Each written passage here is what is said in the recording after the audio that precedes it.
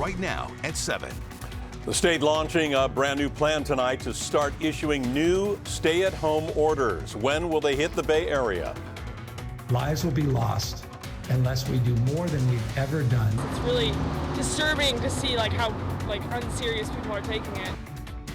I'm not even gonna get the vaccine. You could put a bullet in my head before you do that. Plus, despite rising cases, one group in the Bay Area is saying no way tonight to the vaccine. And San Francisco, a surfer's paradise, extreme big waves. Professionals are taking advantage of some rare monster swells. There's a lot of surfers out, which is pretty crazy for today. I'm actually kind of surprised to see how many people were out here. Right now on the KPIX 5 News at 7 and streaming on CBS Bay Area, the U.S. records the single deadliest day since the pandemic began. More than 3,100 deaths. Here in California tonight, we've had more than 18,000 new cases and 113 deaths in just the past 24 hours. The positivity rate now at 7%. Good evening, I'm Elizabeth Cook. And I'm Ken Bastida. Here's the governor's new plan to deal with the surge. He is breaking up the state into 5 separate zones. If intensive care unit capacity falls below 15% in any one of those zones, it'll get hit with new stay-at-home orders. KPIX 5's Andrea Borba on the new restrictions that we could be seeing here in the Bay Area by mid-month. Andrea?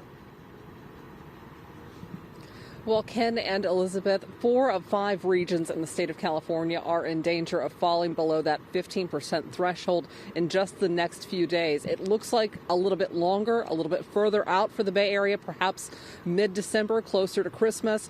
But almost every region in the state is vulnerable to this new stay-at-home order rule. Lives will be lost unless we do more than we've ever done. The metric to determine if a region goes back to a full shelter-in-place order is ICU capacity. If it dips below 15%, a region will move into a minimum 3-week-long shutdown. Nearly 4 times the rate of transmission going on in our state that we had just 6 weeks ago. It's time that we actually limit our movement and really get this transmission down. So that's what this is about. Bars, wineries, personal services, hair salons, and barbershops must close. Critical infrastructure will remain open, along with schools with waivers, retail at 20% occupancy, and restaurants can only serve meals via takeout and delivery. After 3 weeks, the state will look at transmission rates at that moment and ICU projections for the month ahead. We know that cases today will end up in the hospital 2 weeks from the time that we register those cases at about 12%. And then within about a week and a half, we start to see individuals who are hospitalized go into the intensive care units. With COVID-19 vaccine deployment weeks away, Governor Gavin Newsom said this 3rd wave of coronavirus should be the last for the Golden State. We do not anticipate having to do this once again, but we really all need to step up. We need to meet this moment head on, and we need to do everything we can. Field hospitals are getting ready to be activated for a potential crush of COVID-19 patients, including at the San Mateo Event Center and Craneway Pavilion in Richmond. Now, around the state, the San Joaquin County is in the most danger of falling into that stay-at-home order the soonest, with their ICU capacity hovering somewhere between 18 and 19% this evening. Live in San Francisco, Andrea Borba, KPIX 5. Andrea, thank you. Meanwhile, anti-vaccine activists took to the streets today, rallying outside the Santa Clara County office building. The group both speaking out against pandemic lockdown policies and the vaccine. However, one Stanford University expert told KPIX he thinks that desire to move past the pandemic will drive more than enough demand for the vaccine. I'm not even gonna get the vaccine. You could put a bullet in my head before you do that. I'm not elderly, no conditions. My risk benefit analysis says that I'll get sick with COVID and it'll be fine. I'm cautiously optimistic that most people are actually going to be clamoring for this. They want to get back to their lives. They want life to get back to normal. Take a live look at San Jose, where hospital beds in Santa Clara County are filling up alarmingly fast. Here is a look at the numbers. More than 36,000 cases in all, 18% of the ICU beds are available. That's it, 18%. But as KPIX 5's Juliette Goodrich reports, those numbers can change on a dime. All eyes are on Santa Clara County right now. They issue a daily dashboard, information on hospital totals. Here's the latest. In terms of hospital beds, 18% available throughout the county. ICU beds, 17% available. Non-ICU, 19% available.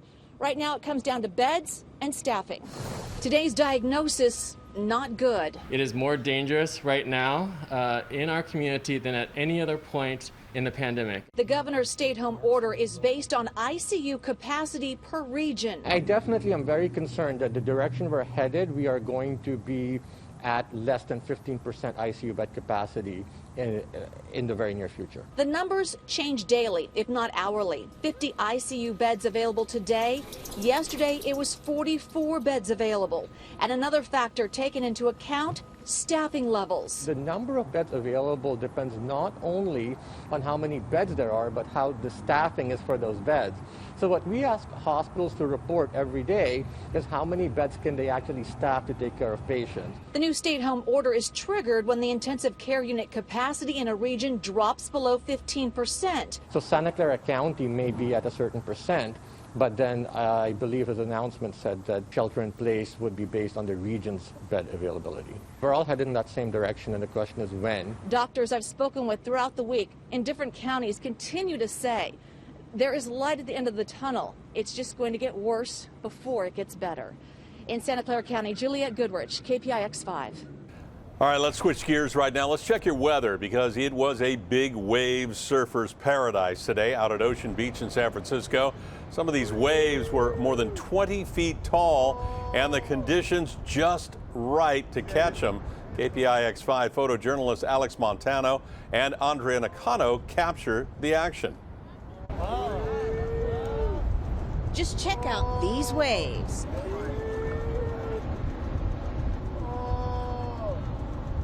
The massive swell at Ocean Beach in San Francisco looking more like Mavericks in Half Moon Bay or even the Pipeline in Hawaii. Just watching the big waves and seeing the surfers going for it. It's a little too big out there for me, but I'm admiring all the other surfers going for it. You can see the faces of these monster waves were triple, even quadruple the height of surfers. Right now we have a really big swell coming through. Ocean Beach here in San Francisco is one of the best big wave beach breaks we have up here in California. It gets really gnarly. There's areas out here that are actually really difficult to get out. So the guys that are out there surfing are, they're really putting up a fight just to get out past the break today. The waves have so much force, you make the wrong move, you could die in an instant. One of the most dangerous surf breaks, I think. It's a heavy shore pound. You could easily break a neck or a head. The rips are really strong. The water's freezing. There's a great white breeding ground just off the coast. It's pretty dangerous spot. The biggest waves we spotted were breaking just south of Noriega Street, and you can see dozens of other people, including professional surf photographer Brian Fulner. They're taking in the spectacle. There's a lot of folks out here today that are, pretty well known in the surf world. There's a lot of people that have been doing this for years that are, kind of superstars in the industry up here. But we also have a lot of other big waves going right now. Mavericks was going off earlier today, so there were a few people out. And Brian was out there filming the pros who showed up, some with jet skis to get towed into the huge waves. It's actually really good that they're out there just to kind of keep an eye on everybody, because if somebody breaks a leash or loses their board and doesn't really have an easy way to get back in or gets caught in a rip like I did earlier. Brian says waves this big, combined with the clean conditions created by offshore winds, is a rare sight at Ocean Beach. That's the best wave I've seen all day. Oh my God, that's such a good wave though. Oh, is he getting barreled? Oh, he is! Oh! Amazing what they can do. Up next, San Francisco's mayor is finally responding tonight for attending a large, fancy dinner party in wine country. Plus, your unemployment money in the hands of criminals, the big Bay Area bust that revealed more than $1 million in fraud. When $1,000 was just taken away from me. And no one knows when it's going to come back. It's pretty unfair. I heard screams like fire, fire. It's right here, so we have to leave right now. Plus 7,000 acres and still no containment. The late season wildfire that has crews and residents scrambling. And a dramatic rescue on the Bay Area coastline. What caused a woman to accidentally run off a cliff? Andrea just talked about the big waves at Ocean Beach, and they're going to be big again tomorrow. The beach hazard statement continues until 3 o'clock tomorrow afternoon. Sneaker waves, rip currents, but also really big surf in the forecast again Friday. Talk about the rest of the forecast coming up.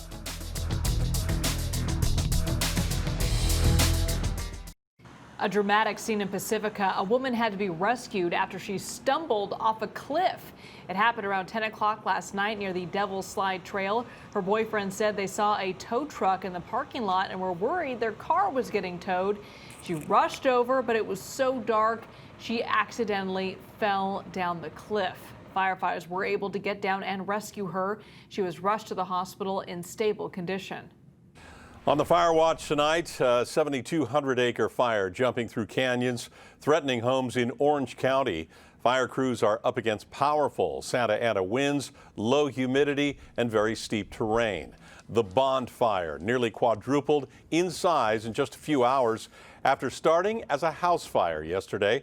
About 25,000 residents are under mandatory evacuations, some evacuating for the second time in weeks. Utilities have cut electricity to tens of thousands of customers in case the winds knock trees into power lines.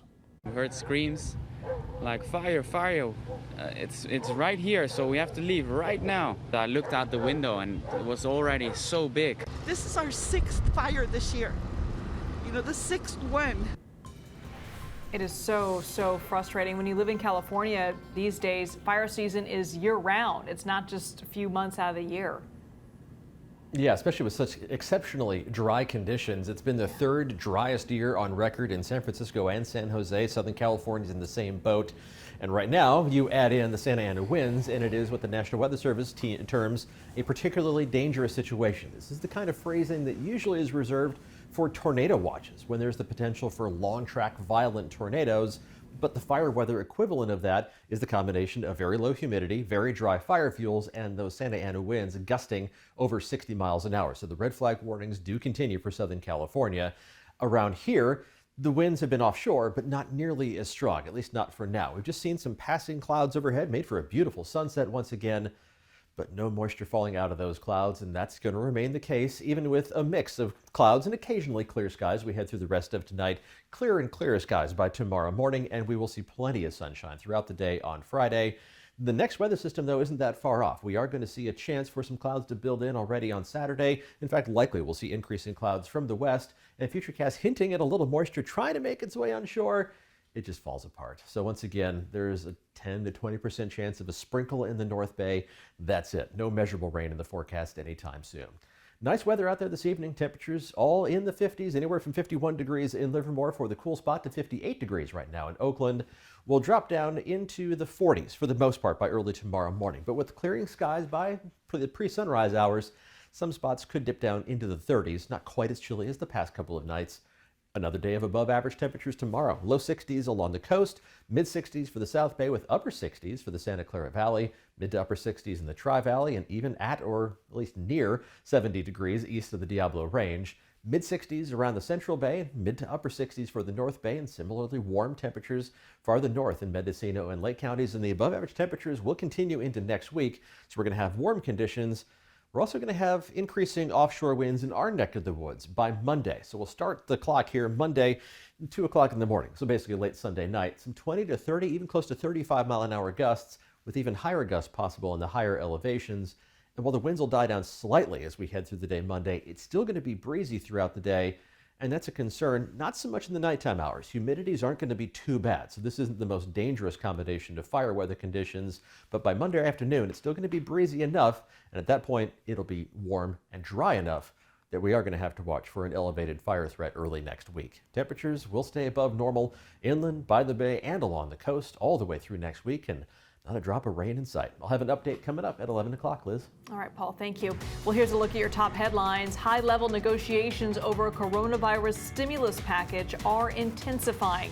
Congressional leaders and top senators are also up against the clock to avoid a government shutdown. Majority Leader Mitch McConnell is pushing a $500 billion proposal, but President-elect Joe Biden says he supports the larger $908 billion bipartisan plan introduced this week.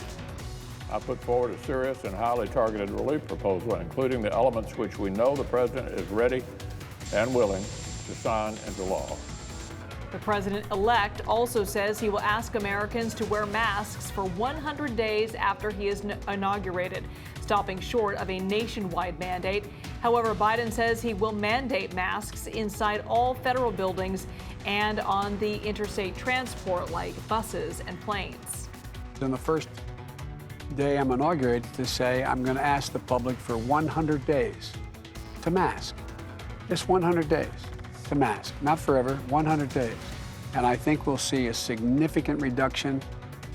And a partial win today for churches fighting California's limits on indoor worship services. The Supreme Court ordered a lower federal court to re-examine the restrictions. And Ken, the argument is the restrictions violate freedom of religion. That means there is a chance, but they do remain in place for now.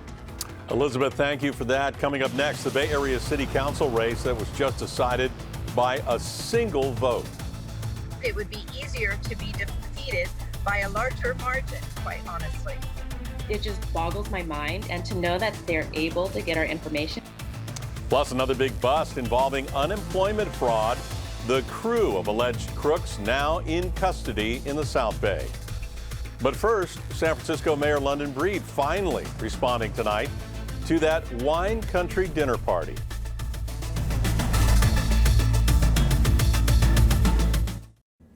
San Francisco Mayor London Breed finally responding to the mounting criticism for attending that birthday dinner at the French Laundry. And she tweeted this: "This criticism is fair. It doesn't matter whether something is technically allowed or not. I need to hold myself to a higher standard, and I will do better." Mayor Breed attended an 8-person dinner party at the elite Napa Valley restaurant just days before banning indoor dining in her own city.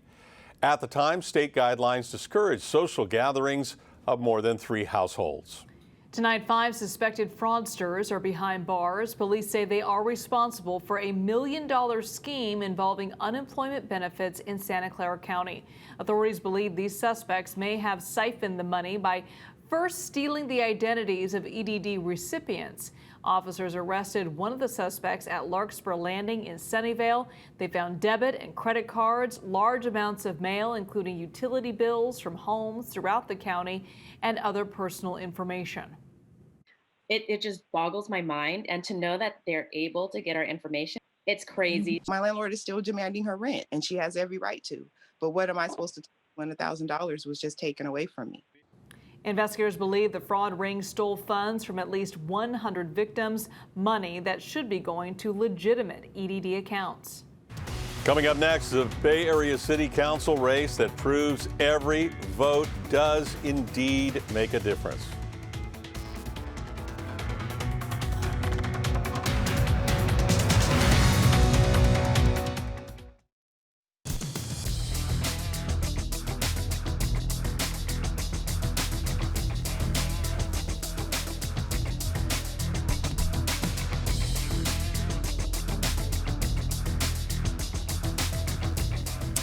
Proof tonight that every vote does count. Ian Sobieski won his seat on the Sausalito City Council by just one single vote.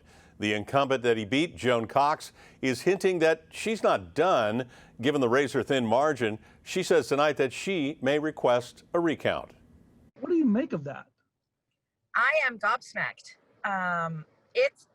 If I were to be defeated, it would be easier to be defeated by a larger margin, quite honestly. So it's been a interesting experience to live a long vote tally, much like a metaphor for the national vote tally, though with much less consequence.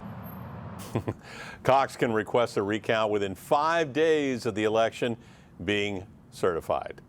One vote. Wow. Better hope all your family members voted.